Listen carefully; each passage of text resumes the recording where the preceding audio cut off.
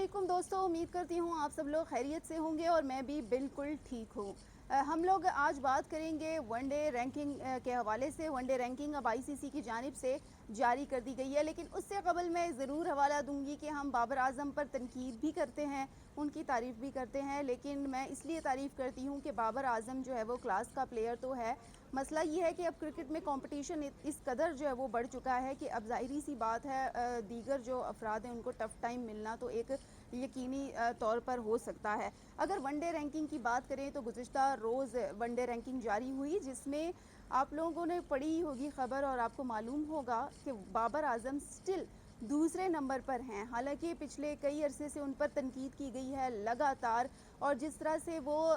زد میں رہے ہیں کہ جی آپ نے اچھی پرفارمنس نہیں کی، آپ کی پرفارمنس لیک ہوئی، آپ کی وجہ سے ٹیم ہاری، ملکی سطح پر جو نام ہے وہ خراب ہوا، پھر تبدیلیاں بھی کی گئیں، پھر ذہنی طور پر دباؤ بھی جو ہے وہ دیکھنے کو ملے، لیکن اب دیکھا جا رہا ہے کہ سٹل بابر اعظم جو ہے وہ دوسرے نمبر پر اس وقت موجود ہیں، جبکہ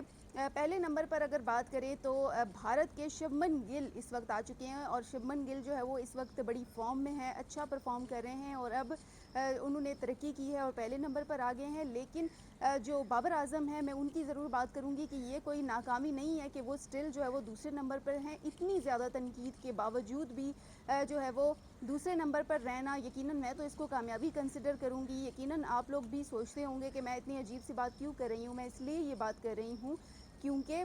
جتنی بھی تبدیلیاں گزشتہ کئی عرصے سے کی جا رہی ہیں تو اب آپ نے دیکھا ہوگا پھر ان تبدیلیوں میں سے کوئی کھلاڑی نہ پہلے نمبر پر ہے نہ دوسرے نمبر پر ہے، ٹاپ 10 میں بھی کوئی نہیں ملا ہے، جبکہ رضوان کی اگر بات کریں تو اس کی تنزلی ہوئی ہے اور وہ اور زیادہ جو ہے وہ نیچے چلے گئے ہیں، لیکن بابر اعظم دوسرے نمبر پر ہیں۔ تو اتنی زیادہ تبدیلیاں ہوئیں، پھر اے کیٹیگری جب اناؤنس ہوئی تو بابر اعظم کو اے کیٹیگری سے فوری طور پر ہٹایا گیا اور وہ پھر جو ہے وہ بی کیٹیگری میں آ گئے۔ آپ کا ایسا کھلاڑی جو سٹل ٹاپ رینکنگ جب جاری ہوتی ہے ون ڈے رینکنگ تو اس میں دوسرے نمبر پر ہوتا ہے، لیکن آپ کی کیٹیگری سے باہر ہوتا ہے، اور پھر آپ کے جو اہم ایونٹ ہوتے ہیں جن میں ایشیا کپ ہوتا ہے یا پھر افغانستان سیریز ہوتی ہے تو اس میں آپ اس مین پلیئر کو ڈالتے ہی نہیں ہیں، اور جن پلیئرز کو ڈالا ہے تو کیا آپ مجھے خود بتا دیں کہ کیا ان پلیئرز میں سے کوئی ہے اس نمبر پر؟ اور اگر بابر پر ہم تنقید کر رہے ہیں تو ابھی بھی پاکستان کی طرف سے بابر اعظم ہی ہیں جو ملکی سطح پر نام کہیں نہ کہیں دیکھیں روشن تو کر رہے ہیں، اور اس وقت دوسرے نمبر پر پاکستان کا نام بیٹرز کی طرف سے ہونا ایک بہت بڑی کامیابی تصور میں کروں گی، اور یہ پاکستان کے لیے خوش آئند ہے۔ جبکہ بابر کے علاوہ دیکھیں اگر دوسرے کھلاڑیوں پر ہمیں بھروسہ تھا تو ان کو کچھ نہ کچھ کردار ادا کر کے کسی بھی نمبر پر تو آنا چاہیے تھا، اور لیکن مایوسی مجھے اس لیے ہوئی ہے زیادہ تر کیونکہ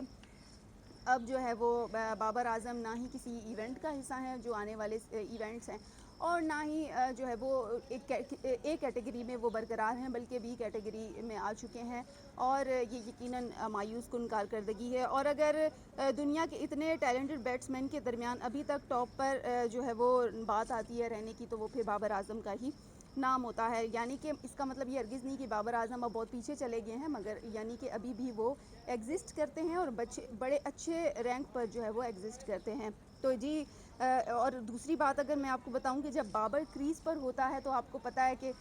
پریشر تو ہوتا ہے بالرز پر، انہیں ٹف ٹائم تو ملتا ہے، اور کہیں نہ کہیں وہ سوچتے ہیں کہ کریز پر بابر موجود ہے تو کہیں نہ کہیں انہیں ضرور ٹف ٹائم ملتا ہے۔ یہ تو ہم نے بیٹرز کی بات کی اور ان پر ہم ڈیلی جو ہے وہ تنقید کر رہے ہیں، بابر اعظم کو بھی تنقید کا نشانہ بنا رہے ہیں، لیکن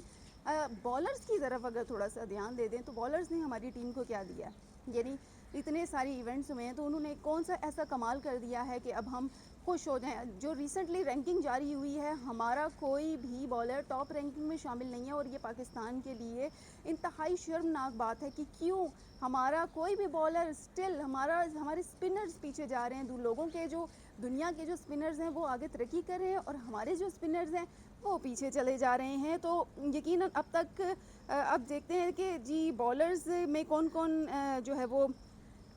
اس وقت ون ڈے رینکنگ میں، تو ون ڈے رینکنگ میں جی جنوبی افریقہ کے کیشو مہاراج اس وقت پہلے نمبر پر ہیں، سری لنکا کے مہیش جو ہے وہ دوسرے نمبر پر ہیں، اور اس کے علاوہ ٹاپ رینکنگ میں پاکستان کا کوئی بھی بالر جو ہے وہ شامل نہیں ہے۔ لیکن شاہین شاہ آفریدی کی بات کریں تو 2 درجے تنزلی کے بعد وہ 16ویں نمبر پر آ گئے ہیں، یعنی اس سے بڑی میں کیا آپ کو ناکامی بتاؤں کہ 16ویں نمبر پر وہ آ گئے ہیں، بجائے وہ ترقی کرتے، اور یہ جی ہمارا حال ہے بالرز کا. تو ایسے میں ہم ساری کی ساری ذمہ داری دیکھیں بیٹرز پر تو ڈال دیتے ہیں، لیکن کہیں نہ کہیں ذمہ داری بالرز پر بھی عائد ہوتی ہے کہ وہ ملک کے لیے کچھ کریں، کچھ کھیلیں، کوئی نام بنائیں. لیکن ہمارے بالرز نے ایک عرصے تک جو ہے وہ پاکستان کو ناکامی کا منہ دکھایا ہے. شاہین شاہ ایک ٹائم تھا کہ ٹاپ 10 میں تھے، لیکن مسلسل انجریز کے باعث جو ہے وہ پیچھے چلے گئے ہیں، اور اب ان کی جو پرفارمنس ہے وہ بہت زیادہ متاثر ہوئی ہے، جس کی وجہ سے اب دیکھیں تو 16ویں نمبر پر آنا، یعنی کہ آپ خود اندازہ لگا لیں کہ یہ کیا ہے. اور ویسٹ انڈیز کے میڈن کی بات کریں تو لمبی چھلانگ لگاتے ہوئے وہ 70ویں نمبر کے بعد ترقی کے بعد 19ویں نمبر پر آ گئے ہیں. اچھا جی، اب آتے ہیں آل راؤنڈر رینکنگ کی طرف. تو افغانستان کے عظمت اللہ عمرزئی پہلی پوزیشن پر ہیں، جبکہ پاکستان کا کوئی بھی ٹاپ 10 میں نہیں ہے. یعنی کہ آل راؤنڈر رینکنگ میں بھی ہم نہیں ہیں. ہمارے بیٹرز کی تو ہم چلیں تنقید کرتے ہیں، ہم نے تبدیلیاں کی ہیں اور اب ہمیں فخر ہے کہ جی یہ تبدیلیاں جو ہے وہ ہمیں کوئی نہ کوئی کمال کر کے دکھائیں گی. لیکن بالرز کی اگر بات کریں تو بالرز نے ہمیں شدید مایوس کیا ہے. اس کے علاوہ اگر بات کریں دیگر بالر کی تو دیکھیں اگر باقی ملکوں کے بالرز نے خود کو امپروو کیا تو پاکستانی بالرز بھی خود کو امپروو کر سکتے تھے، لیکن ایسا نہیں ہوا. ہمارے پاس